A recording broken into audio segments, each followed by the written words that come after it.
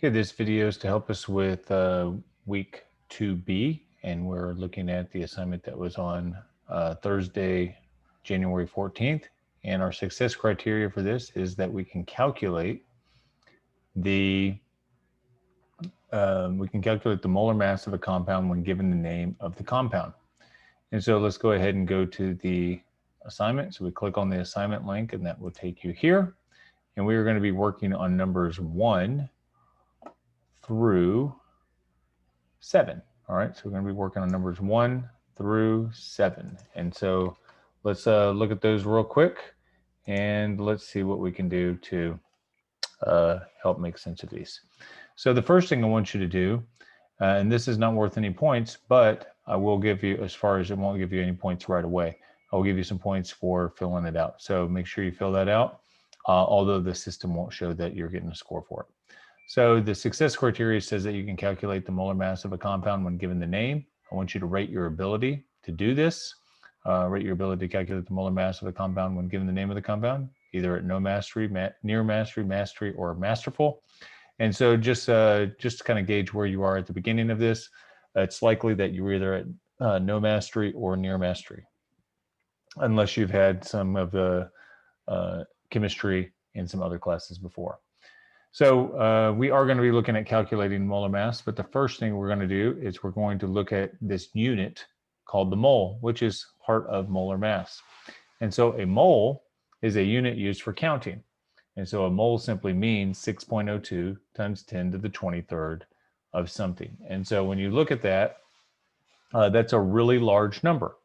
And we may have not heard of the word mole as a term for counting, but that's how it is used in chemistry.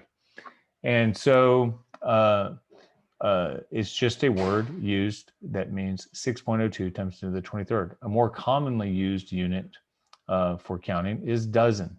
So if you say that you have a dozen eggs, that means you have 12 eggs. If you say that you have a mole of eggs, that means you have 6.02 times 10 to the 23rd eggs. So I don't want you to be too confused by this term, but all it means is 6.02 times 10 to the 23rd, and that's it.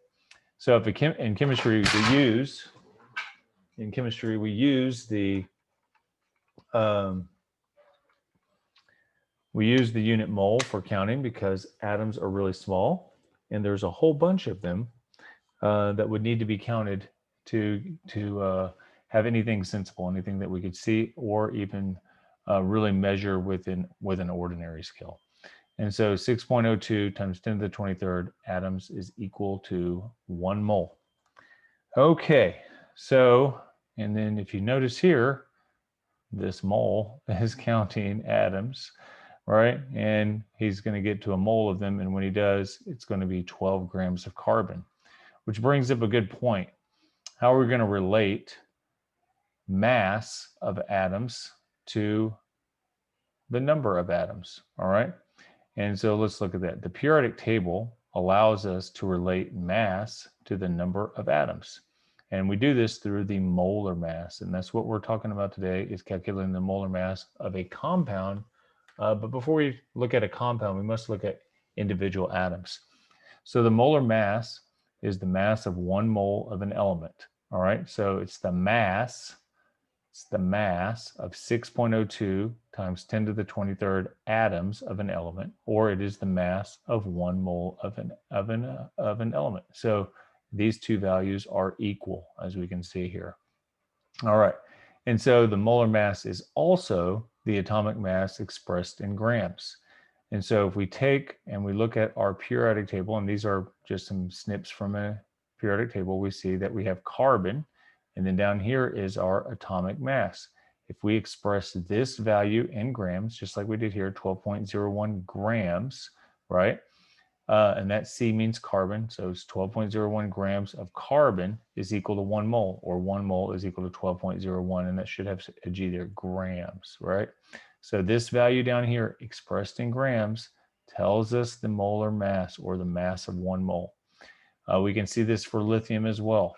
So lithium has 6.941 as its atomic mass, or if we put that unit in grams, right? That is equal to 1 mole, or 1 mole of lithium is equal to 6.941 grams. We could just as easily say that 1 mole of lithium, or 1 mole of lithium is equal to 6.02 times 10 to the 23rd atoms of lithium. And we could just as easily say that 6.941 grams is equal to 6.02 times 10 to the 23rd atoms, because that is equal to 1 mole. And so whatever value you have, whatever mass you have here, is equal to 1 mole when it's expressed in grams. Whatever value you have here expressed in grams is also equal to 6.02 times 10 to the 23rd atoms of that particular element. Okay, so how are we going to use this? Well, I have some questions below, and we're going to have to use our periodic table. And on our periodic table, we see we have atomic mass. All right, and we can see that we can look at any element, we see the atomic mass, and if we express that in grams, that tells us the mass of 1 mole, or the molar mass. So on question number 2, it says, what is the mass of 1 mole of potassium? So we simply go to potassium, K, it's right here, and we see it's 39.098, 39.098. So we'll simply type in 39.098, and then I must put in grams because it's that number, it's the atomic mass expressed in grams. All right, so if you don't put the unit, that's not going to get you a right answer. You will not get green on that answer. So make sure you do that. And then I'll do one more. What is the mass of 1 mole of chlorine? All right, and so if we look at the mass of 1 mole of chlorine, which is also the molar mass, click on there, 35.453 is that. So if we express that in grams, 35.453, and we put grams, then we should get the right answer. Okay, so all I need you to do is numbers 4, 5, 6, and 7, and you'll be good to go on this assignment. Make sure you also, you're responsible for numbers 2 and 3, for number 2 and 3 as well. So make sure you get those done. Today your assignment is number 1 all the way through number 7. So make sure you put in your success criteria, and then you put in 2 through 7. Okay. Hope that helps. If you have any questions, please email me, and I'll be there to help you. Thank you.